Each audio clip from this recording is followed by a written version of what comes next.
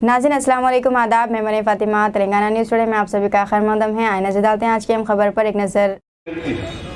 5 रुपए की वो कौन लेके आया? माजिद हुसैन लेके आया हैदराबाद को। जब सोमेश कुमार बल्दिया के कमिश्नर थे, मेरे को माजिद आके बोले कि साहब ये स्कीम है, मैं शुरू करना चाह रहा हूं, एक बार चेन्नई जाके देखता हूं। मेरा फौरन जाओ, देख कर आए, हैदराबाद में शुरू किए।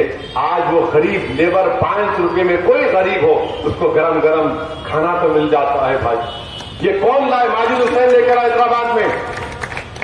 फिर आपको और एक बता रहा हूं कि आप देखेंगे सालार मिल्लत वाटर प्लांट 10 रुपए डालते, 5 रुपए डाले तो 10 लीटर पानी आता ना, 20 लीटर आता।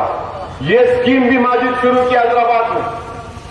5 रुपए डाले तो आपको बिस्लरी के जैसा साफ पानी 20 लीटर आता। माजिद जब मेयर था, माजिद स्कीम शुरू किया। ये स्कीम पहले माजिद शुरू किए थे अपने वार्ड में सैयद नगर के।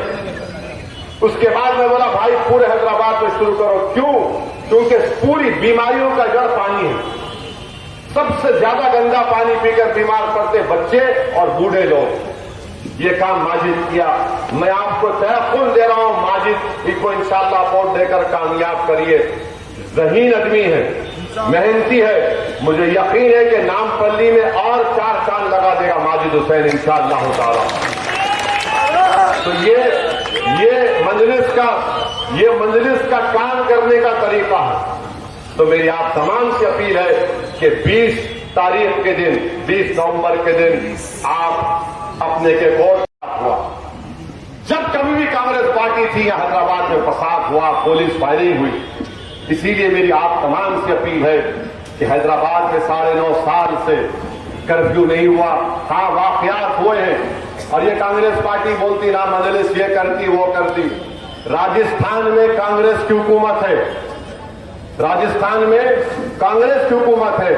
5 साल से कांग्रेस की हुकूमत राजस्थान में। 100 मरतबा इंटरनेट बंद हुआ। कितने मरतबा? 100 मरतबा। और हैदराबाद में कितने मरतबा? 1 या 2 या 3 बार ऐसा हुआ। अगर इंटरनेट बंद होता तो सबसे बड़ा नुकसान किसको होता? उबर वालों को, जोमैटो वालों को, स्विगी वालों को। ये बेचारे जो ऑटो टैक्सी चलाते, इन सब का रोज का कमाई बर्बाद हो जाती है।